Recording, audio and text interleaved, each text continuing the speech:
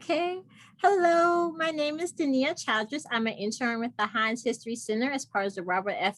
Smith internship with the Smithsonian, and my pronouns are she, her.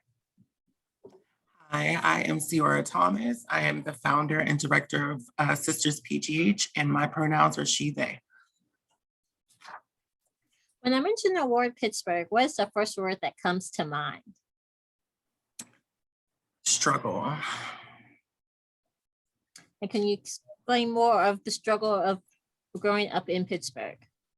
Yeah, as a Black person, a Black now, knowing, I think it was a struggle being what I was perceived then now to be a Black trans boy, then to what we know now to me being a Black trans girl transitioning to a Black trans woman was just a conglomerate of oppressions and feelings on trying to navigate a place that was saying it was here to see me prosper and grow, and as a person, to see that not happen because of so many barriers in my way as a young kid, right? To being a teenager, to now being an adult, and seeing these levels of oppression that has happened to me and those around me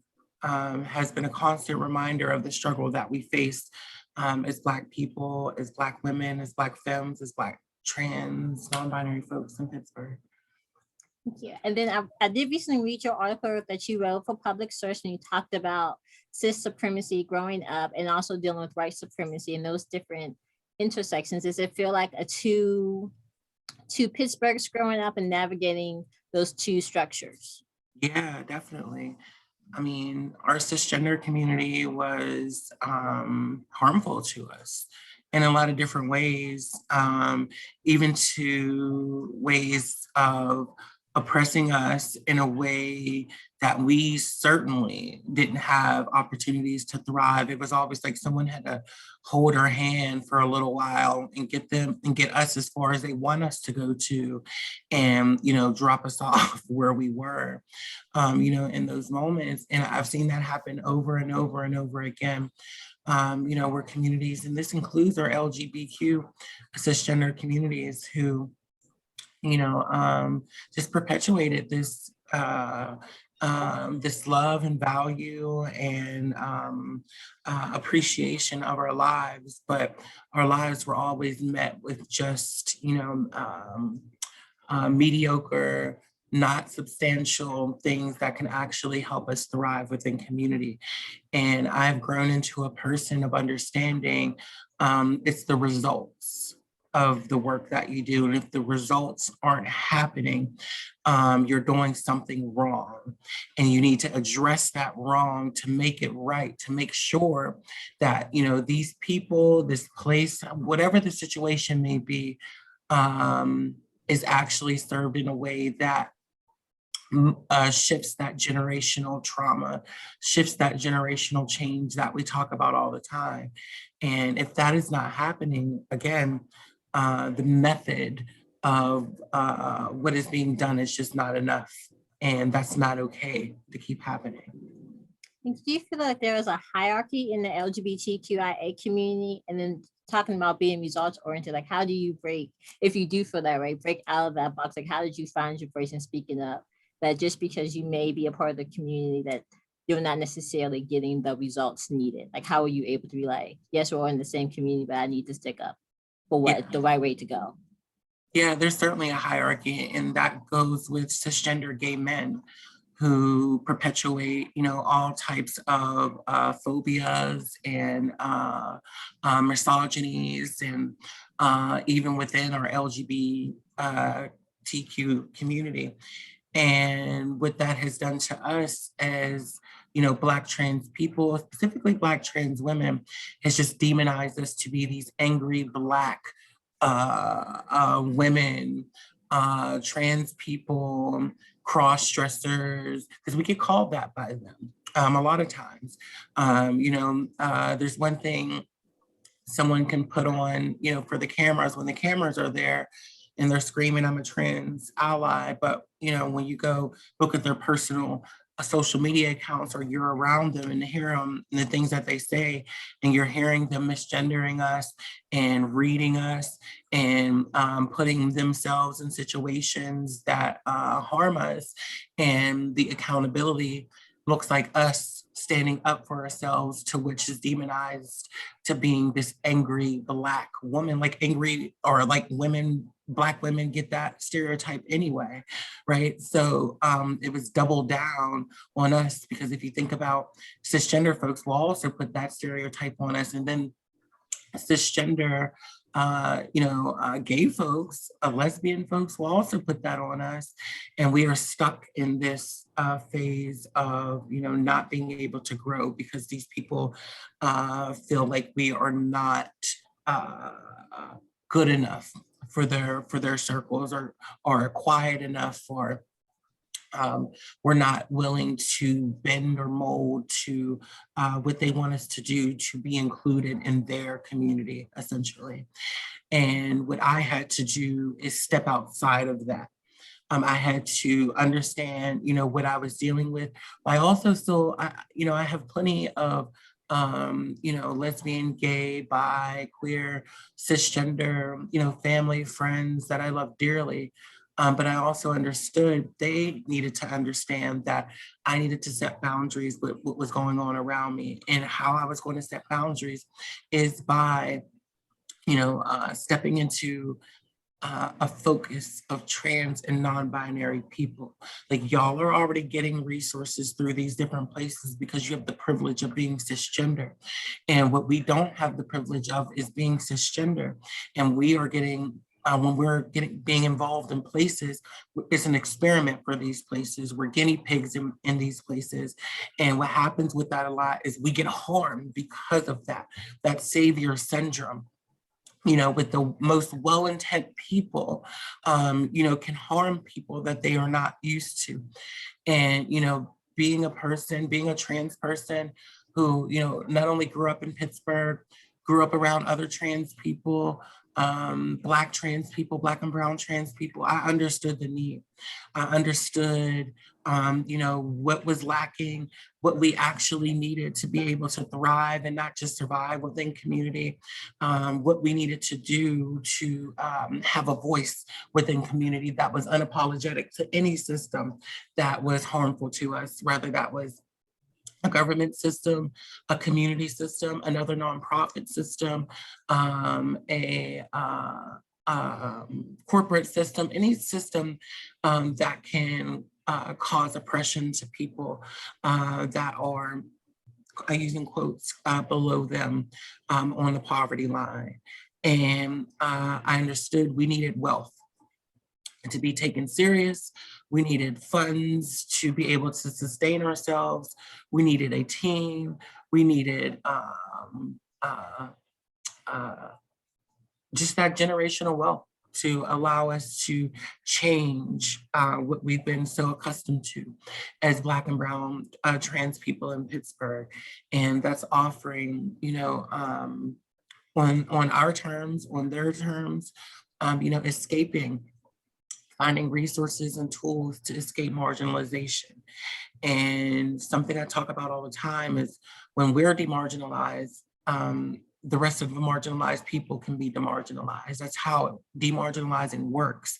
When you look at the communities that are the deepest within the margins, which we fall within, with some other communities, but which we fall within, until we are liberated, no one's going to be liberated. And, folks really need to understand, how that works with liberation and, with revolution and moving our people forward. And that's only me observing what I've been seeing. I wasn't taught these things.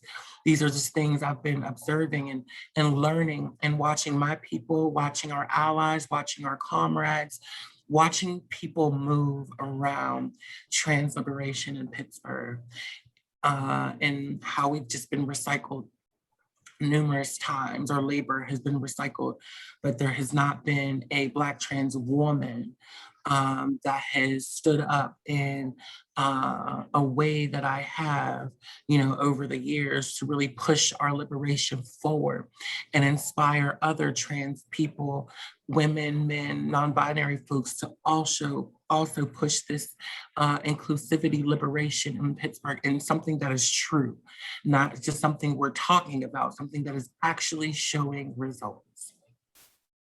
And with that, how do you create like a safe space? Because you mentioned like, and I see it a lot, you have people that are saying they want to be like the white savior of your movement. Like, how do you navigate like what is like a safe space and creating movements? And then you mentioned like your growing up opportunities, like you can't necessarily go to police, and you mentioned going through different shelters.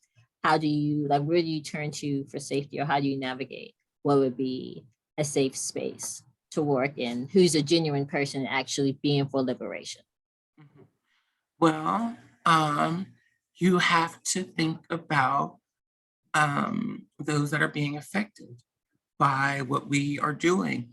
And my hiring practice has turned into making sure that I am hiring and involving people that have been infected, that are affected by the things around us. Lived experience trumps anything.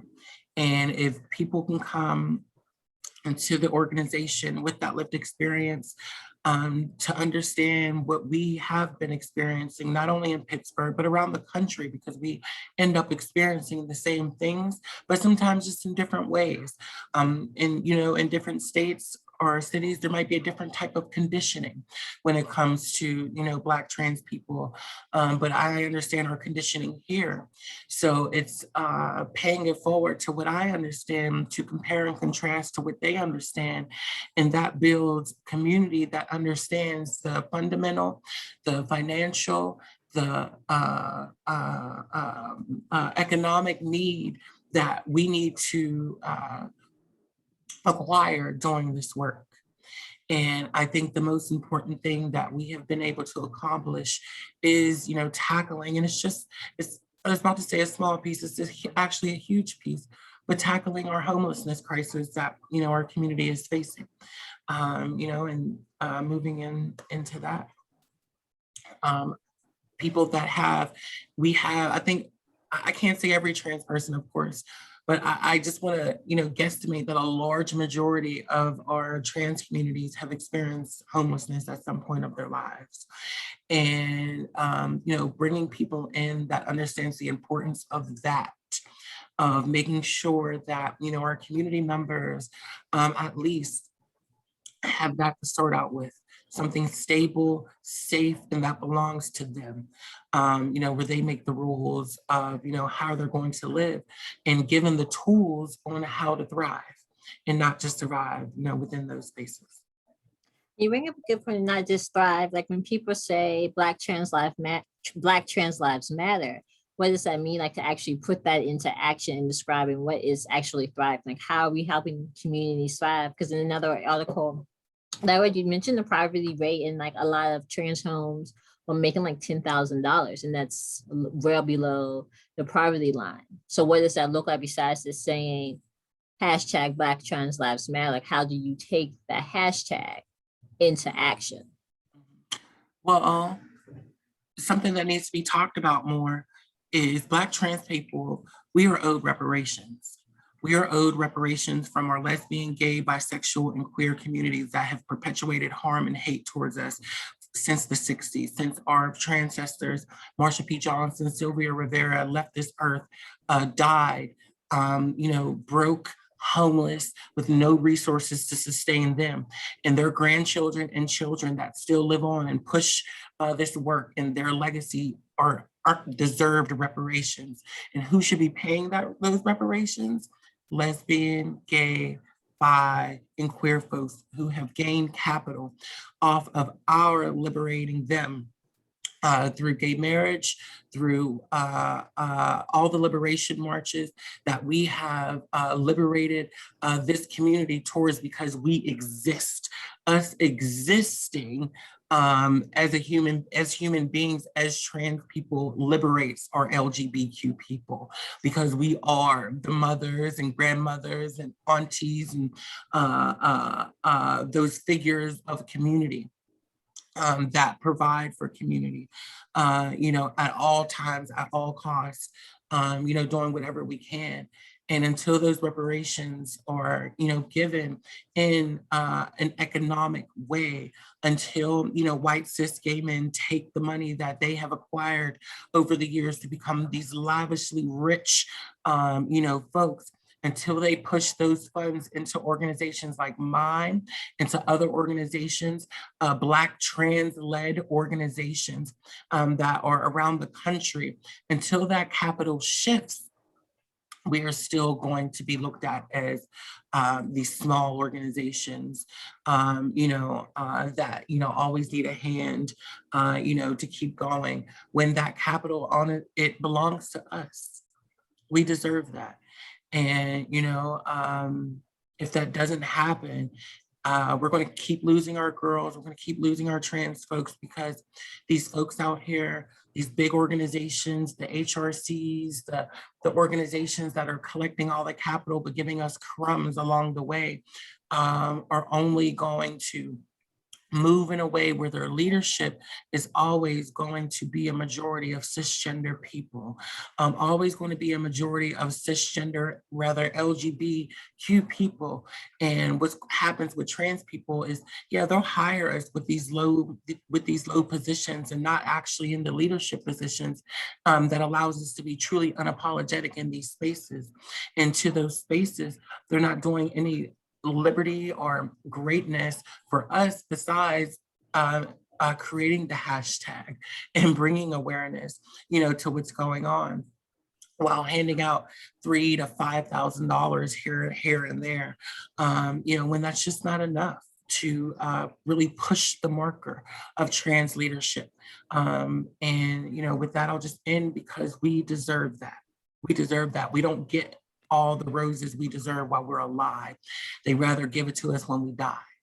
And while we're alive, we need to be given all of those roses, so we can pass those roses out to our people, to make sure that they can grow their own rose garden, they can grow their own Sisters PGH, they can grow their own homes and pieces of land where they can thrive and prosper as trans people.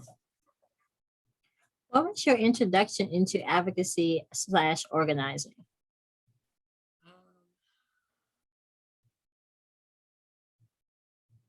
My introduction. Through white supremacy, through this white supremacy system that I live in, navigating these different white-led organizations, spaces that were led by white folks and even Black folks that were like the token of those spaces, who didn't mind oppressing me and my folks to be accepted by these white cis folks. And that made me rebel a lot of things. That made me rebel a lot of spaces and people, because I just felt why are you afraid to stand up to these systems in a way that is going to change something? Like, what is in your head that is holding you back from actually telling these people what they need to do to serve us, or actually, moving the marker within these places? If you are a token of these places, doing something that is actually moving the marker to serve and protect our people. And I was not seeing that. It was just this constant, same old, come to our program, get a slice of pizza, here's your $20 gift card, now go be homeless again. We'll call you when we need you for a survey. And that was the constant thing that was happening with us, when I was coming up. And my introduction was very much of that, getting around folks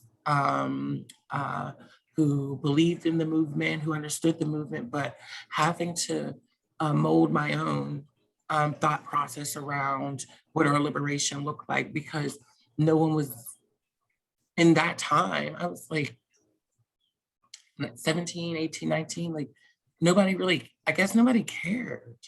I think we were just all so complacent to what was around us. Like, this is it, y'all. This is all we, like, this is all we can get out of life. Like, we just gonna be doing this for the rest of our lives. And that wasn't enough for me.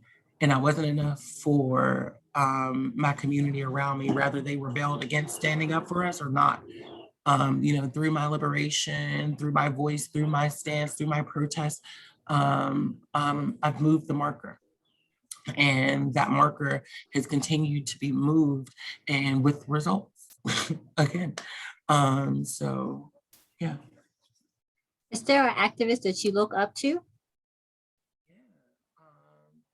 For a long time, Miss Major Griffin Gracie was someone who like so inspired me to really stick it to the systems around us. As someone who was in jail numerous times, I don't talk about that a lot, but being in jail numerous times for just being out in the streets doing sex work or whatever, and understanding the plight that we also faced in there, and then coming out being homeless again and having to put ourselves in positions to get arrested again. It was just like, that was it for me. And through that inspiration, I got to learn about just different people, different liberators of our trans experience around the world. Because unfortunately, when I was growing up in Pittsburgh, they didn't teach us about Marsha's and Sylvia's. Like, we only was like taught about white folks, like white queer gay folks. Like, they wasn't really pushing like Black queer activists doing work like around the world, or like it was very polarized in Pittsburgh. It was like only a celebrity, someone who's like in Hollywood is who they would pay attention to. And the girls and folks that I come to know weren't in Hollywood. These were Black trans women living in New York, or living in Delaware, or living in DC, that were doing work around liberating our folks. And that really told me a lot about Pittsburgh too. Is just like, they don't, when I say they, I really focus on to like city government, how like in county government, and how polarized and racist and unaccountable it has been to its Black people, especially Black trans people. And we have not had a voice to stand up and speak up for us in these type of spaces. And I've traveled since, and been able to be around the world. And I've seen how, governments have given, Black trans folks their roses while they're here, and put them on a platform to where they were able to have access to everything that they would need, within community. Sometimes there's always a give and take, but I've also seen how, this city has not done that, has not put, us in a position to have access to the resources we need, access to the visibility we need. There's none of that. We have to do it ourselves. And it shouldn't be like that. So. As you mentioned earlier, how you describe Pittsburgh of struggle and the work that you do, you feel as though as you gain more visibility, that's when you finally got some more recognition in the city. And what does that mean, that you kind of have to like make it on your own before you really get recognized? And do you worry about more visibility, that someone may try to tokenize your work, or just say, hey, we've helped you, like, see, you can do it too? Like, how do you navigate that with more visibility? I'm kind of confused about the question. I'm sorry. I'm sorry. So I was just saying, as you gain more visibility, you mentioned that Pittsburgh is a place like they celebrate you once you have kind of made it on your own. Like, how do you try to fight against tokenism of you've made it, so you can make it too? Yeah, so I don't even think the statement about they celebrate you once you make it on your own. Okay. I don't think that is, it's somewhat true, but from my experience, it's like when you make it on your own, you become more like feared in a way, which is like unfortunate. Like you become this vessel of unapologetic nature that can say what needs to be said. And what that does is also create a lot of enemies.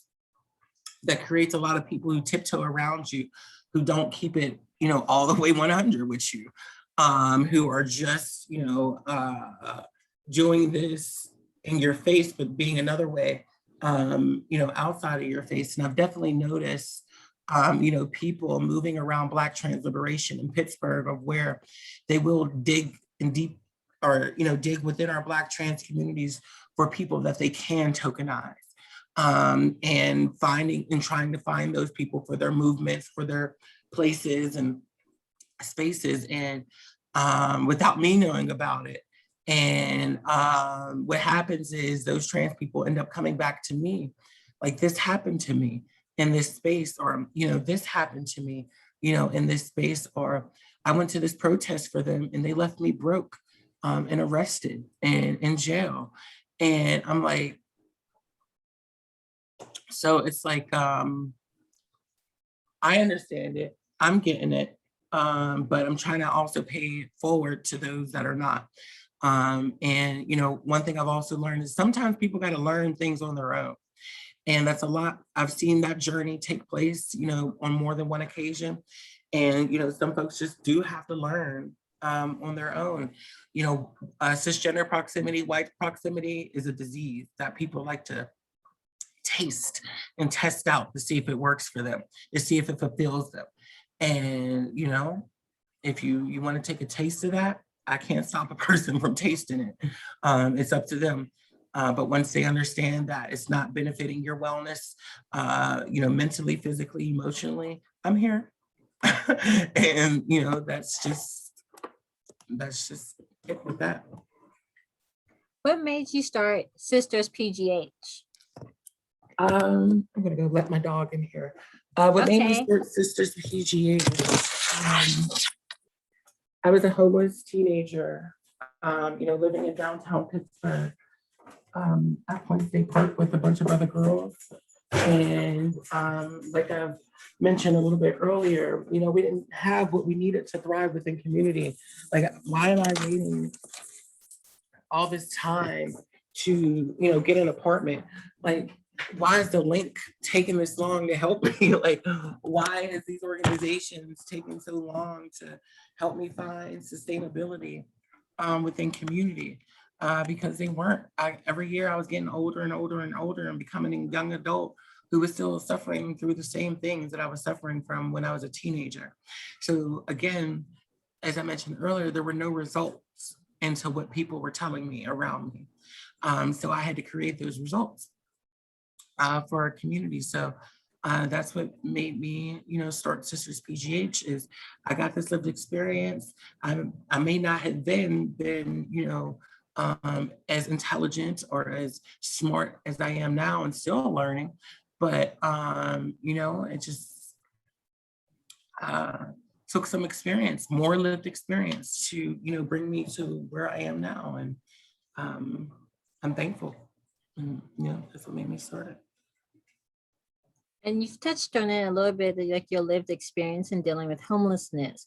But can you explain more on how you decided on your programming focus? Because I also know you have Remembering Our Dead, I'm sorry. And then the database that you have in the community center you started in Smithsville. Like, how did you decide this is what my focus is going to be?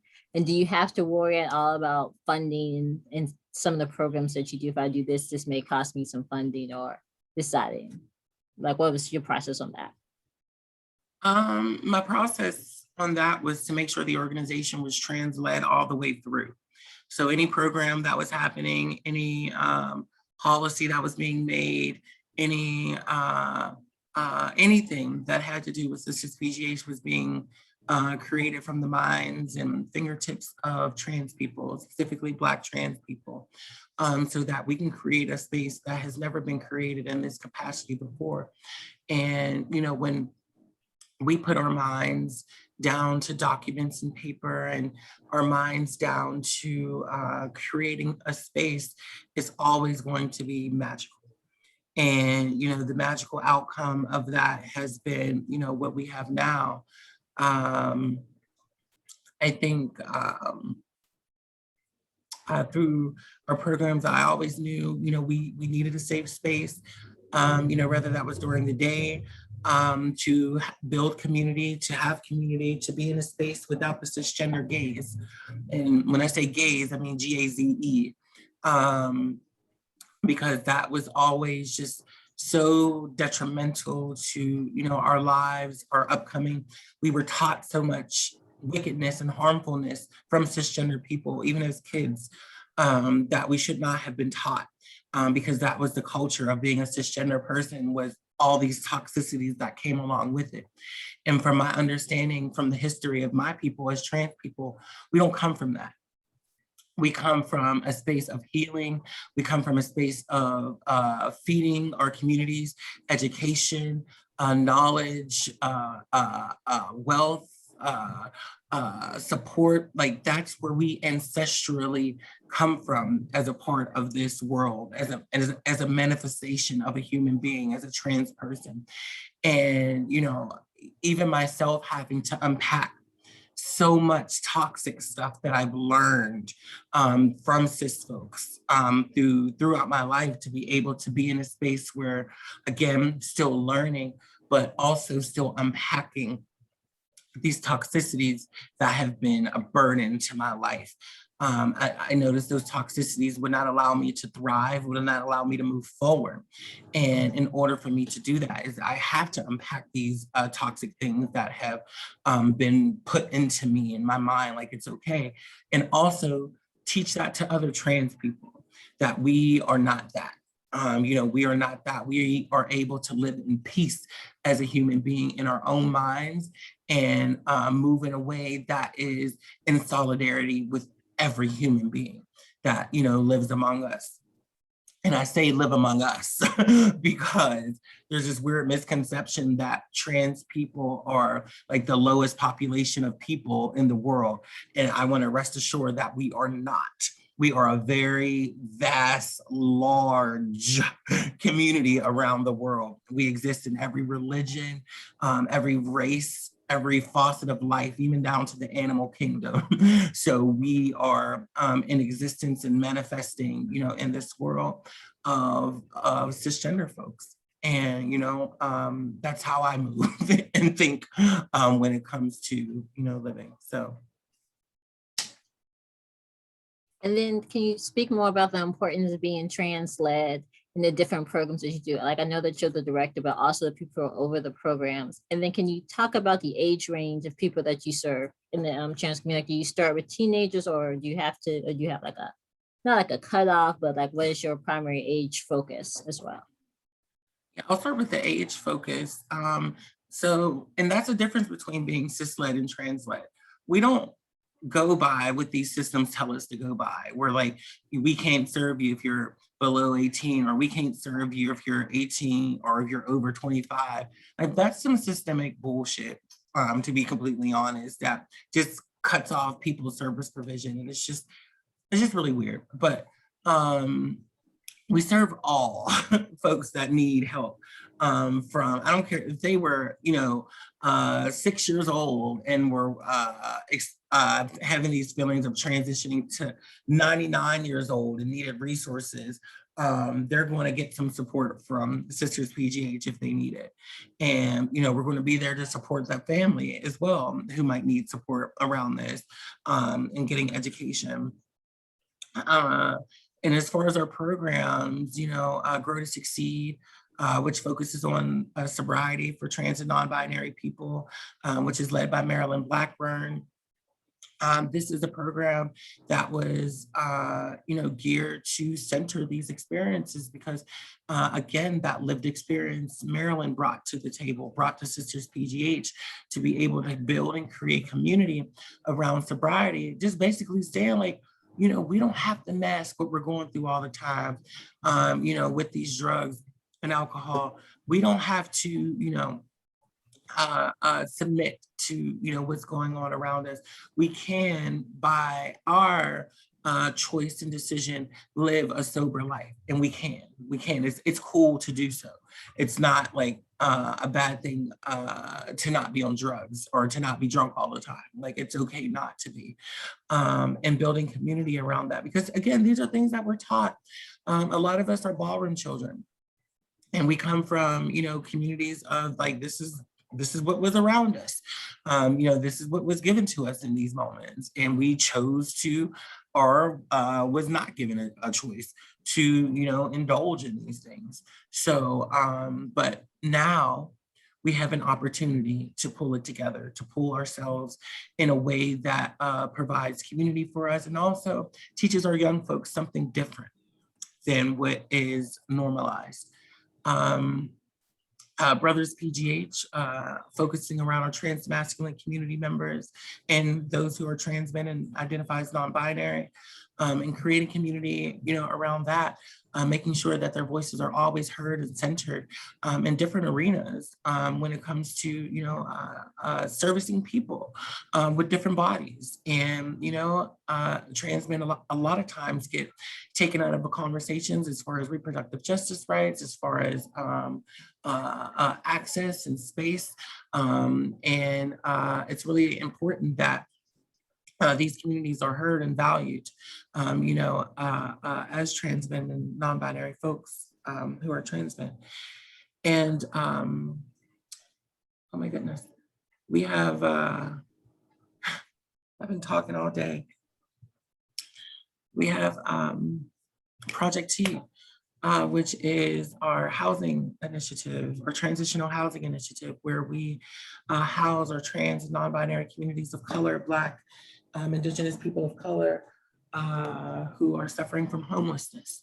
And through our rigorous programming, we are able to push them in a direction that sets them up to be independent and thrive within community. And from my experience and from our experience, it starts with the home. It starts with stable housing for someone to begin, any person, to begin being able to connect those puzzle pieces of life where they can start moving in a way that motivates them to thrive.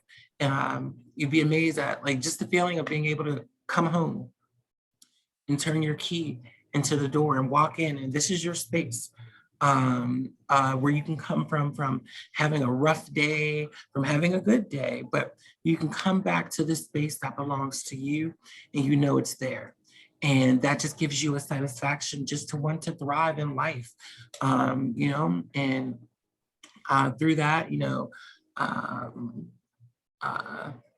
decreasing these homelessness rates when it comes to our trans communities is, you know, something we want to continue doing through Project T.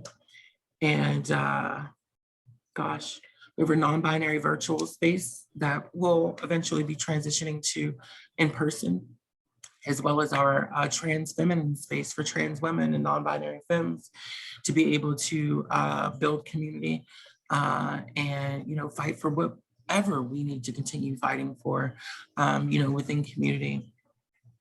And we have People's Pride, which is an alternative pride event. Well, no longer an alternative pride event.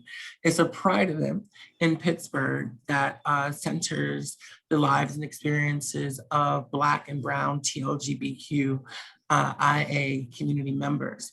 And we have a high focus on pushing policy and legislation on a city and state level that centers and protects our LGBTQIA communities of Pennsylvania and Pittsburgh and Allegheny County to make sure that we're always represented in. I can't hear you.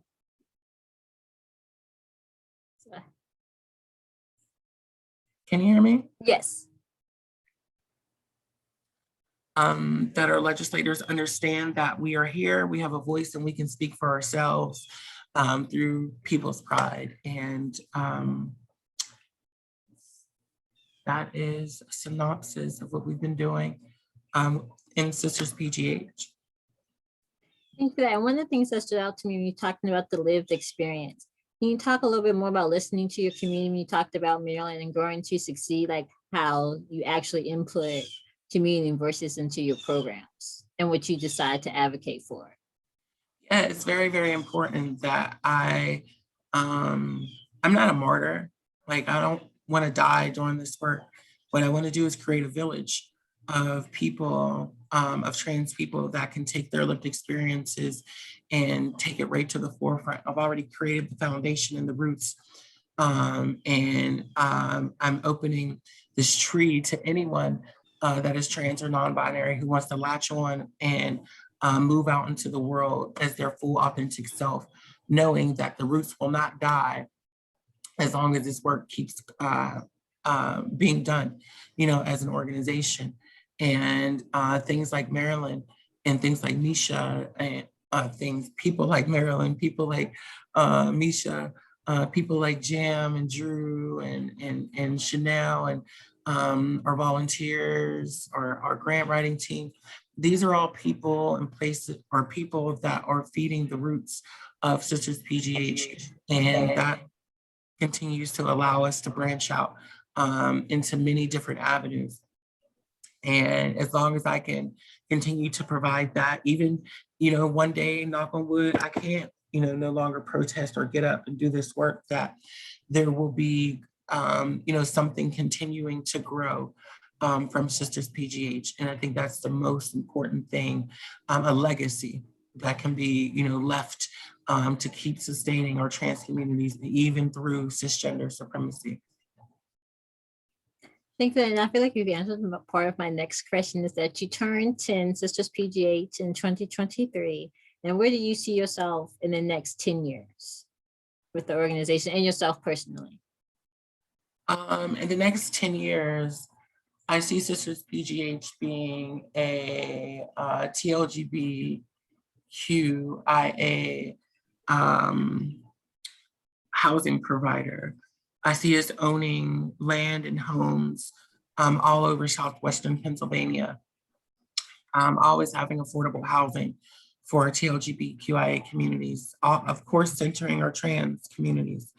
But that's where I see us in the future, and continuing to provide different programming, People's Pride, advancing into a Pride event that has pushed Pittsburgh into understanding that Black and Brown, trans, and non-binary people will thrive in this city and county, and there ain't shit you can do about it. So, and, you know, continuing to move in that way. Me, ooh,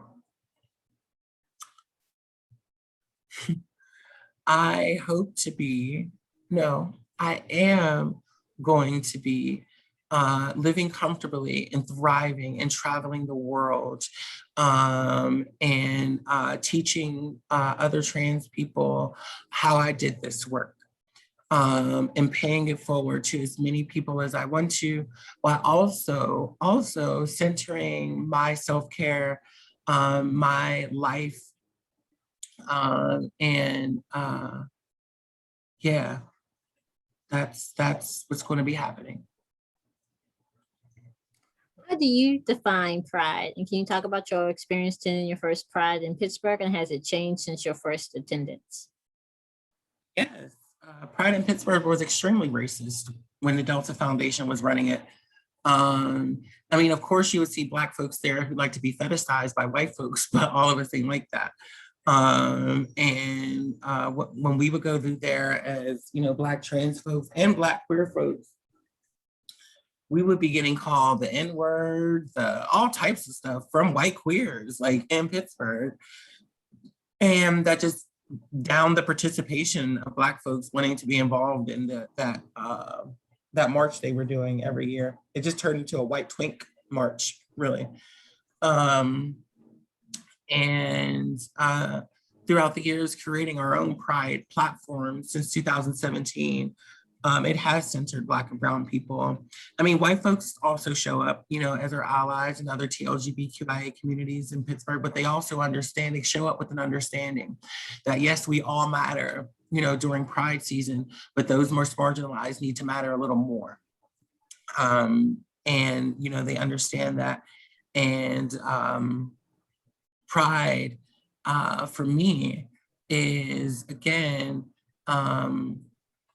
not only living powerfully in our truths as LGBTQ people, but making sure that we are sustaining the futures of our young people, making sure that we are moving legislation and policy that makes sense for us, that is not just, you know, sitting there, not being utilized, you know, to its full capacity to demarginalize us. And if we can't demarginalize our communities through Pride, we're not doing Pride correctly, in my opinion. I think it's an opportunity for us to actually shift the narrative that trans people and marginalized people within our LGBTQ people have to be marginalized, because we don't. We don't have to be marginalized. So let's stand up and fight for it, and not just during Pride Month, every day. So yeah. How did you, and you started People's Pride in 2017, how did you decide on the different themes for each People's Pride? Like I know last year was Black Trans Lives Matter. Like how do you decide like what is going to be the theme of each People's Pride? We pause real quick. Misha, can you order me some Uber Eats? I am so hungry. All right, the last question, I'm sorry. Yes, I was saying, how do you decide on the different themes for the People's Pride? So different themes for People's Pride. I always say rooted to our history. In 2017, it was reclaiming our pride.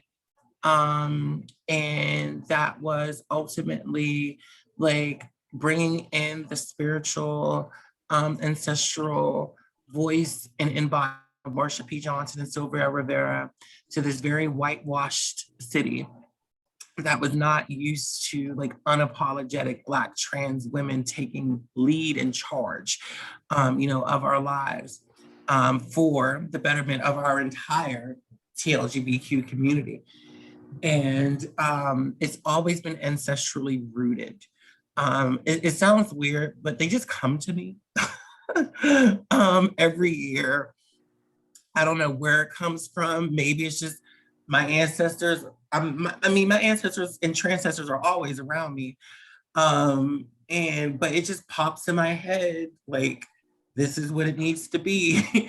I go with it. You know, as the founder of People's Pride and lead organizer, I think, you know, it's really, really important to move in a way that is never forgetting where we come from and ancestrally grounded in this grassroots work, no matter how big of an organization we get. I don't care if we were making billions of dollars and pushing out billions of homes. I'm never, ever, ever going to let go of our grassrootness as an organization. I never want to be this ivory tower person. I mean, I understand boundaries and such, but I always want to be firmly rooted into our community. And, you know, that's what really moves People's Pride is the people that are involved in it, that, you know, center it and understand it. So I always want to make sure that, you know, it's representing the people and that I am as well. Thank you for that. And with doing the People's Pride and other events, what goes into organizing larger event and making sure that the focus is the TLGB community? Like, you know, other pride you think about sometimes was like a capitalization of the events, and you see, hey, this is my logo, this let me post it on. Like, how do you decide how to organize bigger events and still centering your voice? I got a little lost in it. Can you repeat that? I'm sorry. I think I got a little bit long, tongue tried. My question was, how do you go about organizing larger events and making sure that the focus is still you and your voices, and making sure that it doesn't like become like capitalized? I don't know if you've seen like with other Pride events, there's been a Oh lot of yeah. discussion about the capitalization of Pride, and that was not the intention of the first Pride. Like making sure that it stays centered. Because you're going to see Black trans people with no like cis folks with a leash on us. Like we are we are unchained, if you will, to a system around us, to where my staff, myself, will never, ever, ever have to worry about losing employment, losing resources, losing sisters PGH, because we're standing firmly in ourselves. And I think that's the magic behind it all, is that we can stand firmly into us as, you know, trans people of color, as Black trans people, and understand that we have a foundation that is going to keep us grounded and elevated, you know, as we're doing this work. And what that does for us is motivates us to keep moving. It makes you more unapologetic when not only are you not depending on these systems around you, but, you know, if these systems don't approve of how you move, they just don't approve of how you move. It's just, it doesn't matter in that instance. Like, we can be fully us, you know, in this instances. And the only thing people around us can do is learn, continue learning, you know, through this advocacy work. So, because that's what it is at the end of the day, is educating our communities, you know, on not only what needs to be done, but how we need to be treated as community members.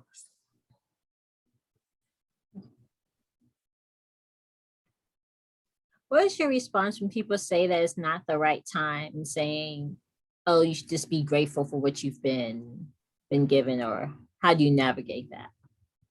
I don't. I push that out of my life. Okay. I push that out of my life. That is not in my vocabulary, you know, when it comes to navigating. And no one should think that, you know, that's an oppressive person who would be saying something like that. Like, get that person out of your life, far, far away. Okay, and people say like you should organize a certain way, because you know, if like some of the protests, like why are you doing this? Whenever they were talking about some of the looting, like why are you doing it like this? Making sure that you're doing it your way. That's what I really want to get at. And thank you for that, because you've kind of like talked about that a lot. Like, you're just going to be you and not really worry about the backlash that may come with that. Yeah. I mean, but I do believe organizing as a collective is very, very important, but the collective has to be on the same terms. And unfortunately, in my opinion, I think a lot of our organizing circles in Pittsburgh really, really need to hone in on what we're organizing around. And I say we're because, you know, I'm still learning a lot of stuff.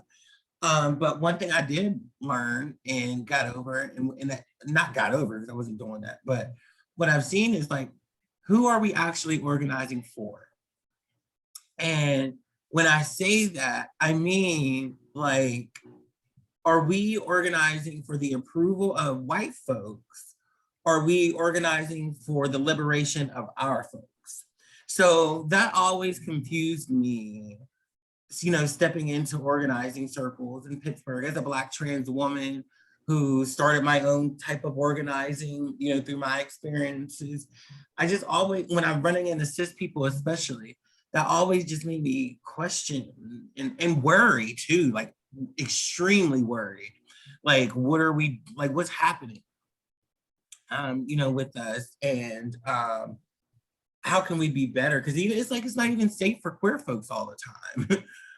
You know, in a lot of protests, like, it's not safe.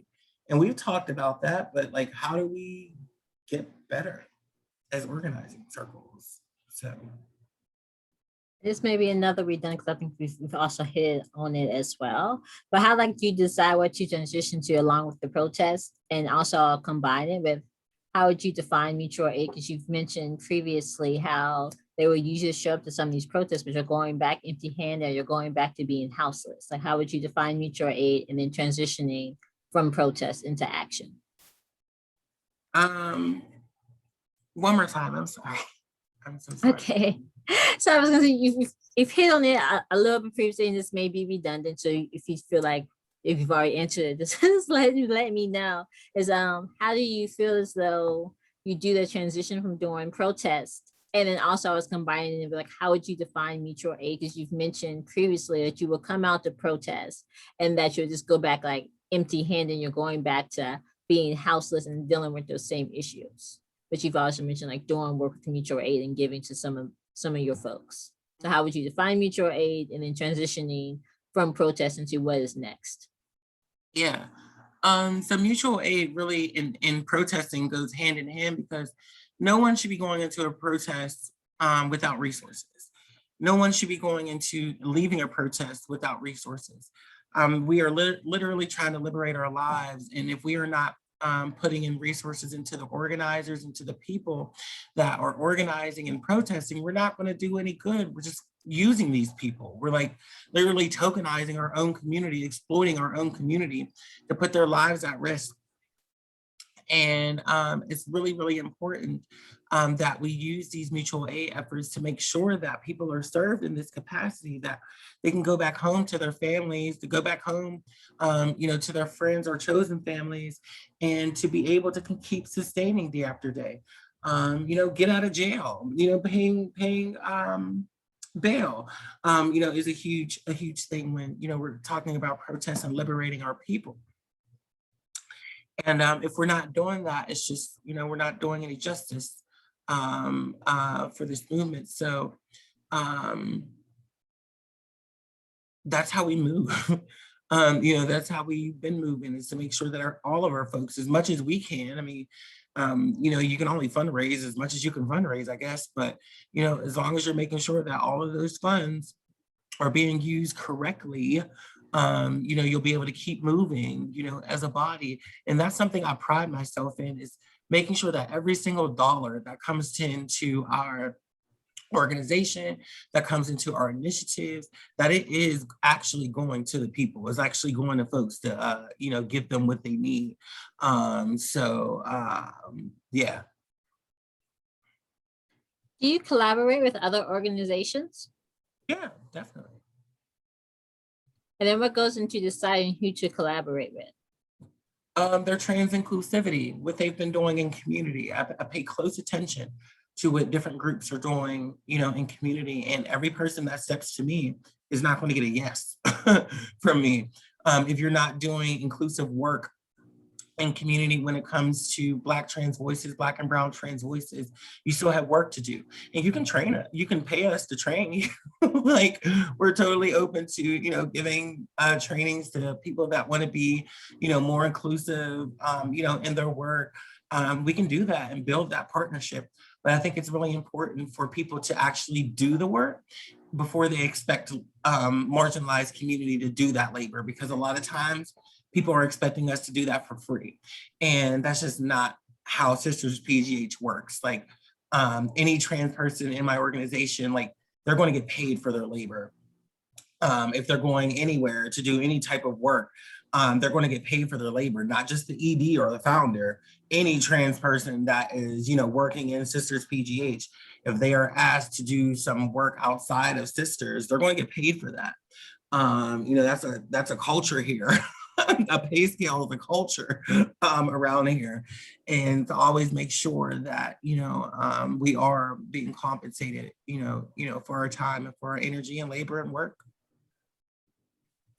What is the role that media plays in your work and getting your message across? Like, how do you let others know the work that you're doing?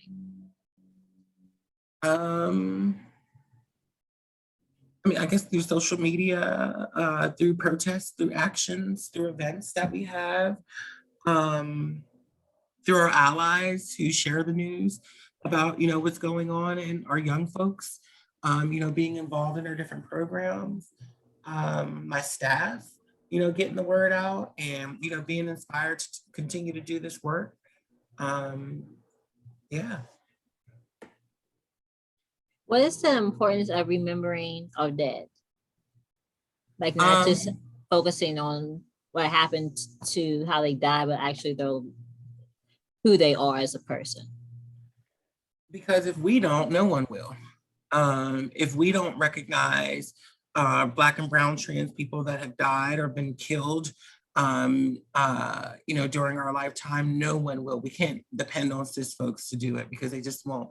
And unfortunately, where we are right now, even our own folks, Black cis folks, we still have a lot of work, they still have a lot of work to do when it comes to recognizing and appreciating and valuing Black trans people in our deaths. I've been to so many funerals where a trans woman were dead named or her pronouns weren't respected, and vice versa, trans men and non-binary folks who were Black or brown, because that's where I come from, who were just not respected in their death as a trans person. And, it's important that we remember who they were, while they were alive, their authentic selves, because it also catalogs us in history that we were here, that we're still here, and that we will continue to be here. And then also with that, do you notice any like differences around organizing or the way that is portrayed and talking about different victims of police brutality? You think about last year of George Floyd and then also the murder of Tony McDaniel and like the coverage of that. What about the coverage? I'm sorry. Like, you notice like any challenges or differences on like who gets this, not, I don't want to say like spotlight, but like the reaction of like, we have to just do something, this is wrong with. Oh yeah. Not to take away from our brothers that we've lost. I mean, it's horrible when we all lose our lives. When any trans person or cis person lose their lives to police brutality, but or not. But however, to be completely honest, this has been happening to Black trans women forever. Our relations with the police have never been good. And we have not been spotlighted, how we should, when it comes to, this at all. What it did is, because we're getting murdered around the country, in a few, spaces will highlight this from time to time. It opens the gates and doors for other folks to be able to be brought to the spotlight. But it's been a patriarchy thing too. I mean, being a femme or a woman, we know that men are always highlighted above us, no matter what happens, is happening to them. And, it's when it's happening to women or femmes, I guess it's just not as important to the world. And we're also experiencing this. And again, not to take away, from our brothers that we lose, but we can't, I think all of us as women and femmes and non-binary femmes see this happening. And we're all like, what the hell? This is not okay. So what do we do but, keep fighting in our own lanes as best we can. And also with your protesting, is there like a certain place like holds significant meaning, or like this is where or like a location is? Like I think about like the Hill, and you have Freedom Corner and all the historicness of the Lower Hill. Like, is there like a place like this place holds specific meaning? And I know you're from Pittsburgh. I think you said Homewood, like protesting at certain places, they hold more like meaning to you. Or like how you decide where to protest. I'm sorry. I always make sure it's in Pittsburgh, in the city of Pittsburgh, so they understand what's going on. How Pittsburgh is just separated by different boroughs and towns. Even Swissvale is not considered Pittsburgh. But making sure that, we are centered there because Pittsburgh branches out. I've described Pittsburgh before as the city being the heart of our boroughs and counties and different places that we have. Because this is the heart, and even down Penn Avenue, it was like the artery vein that is feeding, the rest of what we have. And Freedom Corner has always been, like for a lot of Black folks, a place where I also have taken Black trans people there, Black and brown trans people there, to understand, Pittsburgh historically is a native land. A native land that was also walked upon by two-spirited people, trans people. that were, in Pittsburgh. That history doesn't get talked about enough like it should, but there's definitely a history when it also comes to, trans people going to Freedom Corner to feel that ancestral energy that was on this ground before it was colonized, and ultimately taken over. So yeah, I think that would be it for me, Freedom Corner. Okay, and then can you talk more about your work with the LGBTQIA Advisory Council of Pittsburgh? So around 2016, 2017, if I'm not mistaken, Mayor Bill Peduto wanted to start another LGBTQI advisory council. This council was to advise the mayor on policy and legislation around LGBTQ Pittsburghers in Pittsburgh. This group was to advocate for our TLGBTQ community of Pittsburgh, and to be leadership for our community in Pittsburgh. It was a crock. I'll just keep it frank. It was a crock. The mayor's office, they merely just wanted to seem inclusive to the community. We hardly met with the mayor, maybe once or twice, during our tenure as council members. We did manage to get some things done, like protections for LGBTQIA employees who work in the city, which was good, but wasn't enough, to be completely honest. That should have been stretched out to the county, to our other counties, to different boroughs, but it's very divided here in Pittsburgh, and we're always worrying about why we're so divided, because the city's divided, the county's divided, like everything is just divided. Through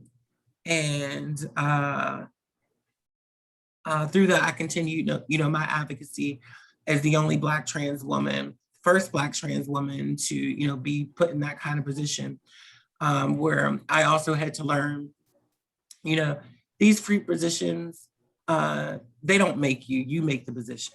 These are things that, cisgender people in leadership try to put us in these seats that they feel as though that we should be blessed to be within, and we should act a certain way, and that we should talk a certain way, and we should tone down because, we have access to that. And that wasn't magic.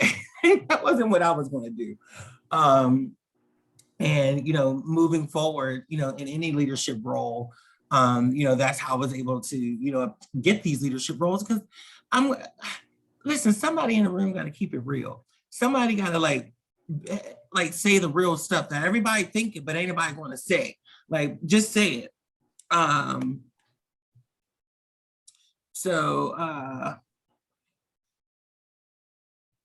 Sorry, one of my staff were calling me. So that's how I continue to move, is to make sure, no matter what leadership seat that was given to me by, someone cisgender, especially not of our community, that, I was always me throughout that. And what that is going to do and continue to do is inspire to others. Like, don't change around these people. Like, when you go and you're a part of these spaces, be you. And that is going to liberate us, because if we go in there and we're silent and we're quiet and we're not taking up space like we need to take up space, like, nothing's going to change. It's just going to be like, oh, we got this little prissy ass group that is listening to everything this toxic ass mayor is saying. Like, no, like, actually, the only way these people are going to grow, a mayor, a councilman, a council, is if they learn, is if they have the education to learn. And if they're not willing to learn that education, they shouldn't be councilmen. They shouldn't be mayors. They shouldn't be voted into office, because they're here to serve the people. So. Thank you for that. And what is the role policy plays in organizing and affecting change? Like, I think about your recent work with the Fairness Act. That's huge. I mean, policy, if we're not passing policy through the House, we're really not doing nothing. If we're not actually, and that's just unfortunately where we live, you know, under this colonial construct of humanity we live within. If we are not moving policy, we're not really changing anything. So we have to make sure that we are represented in policy like at all times, and making sure that we're reading through that policy. Don't just let these politicians tell you these bullet points of the policy. No, like take that policy out and read through that policy paperwork to actually know what's on every line of that. Because I've seen some policies where it was like, it was good at the top, but in the middle, they were being a little shady and not really giving you all your rights. They were just push that to the top because that's all people was mostly going to read. So it was really important that we move, you know, in that way to move policy as an organization, and just, you know, me as an activist. Do you see a new vision in Pittsburgh with the election of Ed Gainey, and what are your hopes for his administration? We'll see. You know, I voted, or well, I couldn't vote for him because I was in Swissvale, but I endorsed him. I had folks go out and vote for him because of me and my influence. And I'm glad, you know, he's the mayor. You know, I've seen some good things. I've seen Ed be inclusive to our own communities and actually take moments to center our communities. And because of my advocacy and action around, you know, the city of Pittsburgh. And, you know, I hope that continues to be a thing. I can't speak for these politicians' futures. You know, at the end of the day, I'm just, you know, another constituent. And what I can say is that I do hope that, you know, through my work, it continues to provide education to our elected officials, and that they continue to listen and provide space for us to be unapologetic. And if they don't, they know I'll create it, space for us to be unapologetic, but making sure that he continues to move in that inclusive way that Pittsburgh really needs. And I'm glad to be in a position where our mayor knows a Black trans woman, you know, that he can call. He's called my phone before about legislation, state legislation before. Like, how do we word this? How do we put this? And I respect that, you know, from him being a state rep. So if, you know, I hope that we can continue moving in that direction. Thank you for that. And we're wrapping up. So one final two questions. You mentioned it throughout. What does it mean to thrive? And then what would be your ideal Pittsburgh? Thriving. Not having to worry about a system, not having to worry about being taken care of a system, being able to sustain yourself on your own terms, being able to make your own decisions about your life, that is living outside of, you know, poverty or oppression.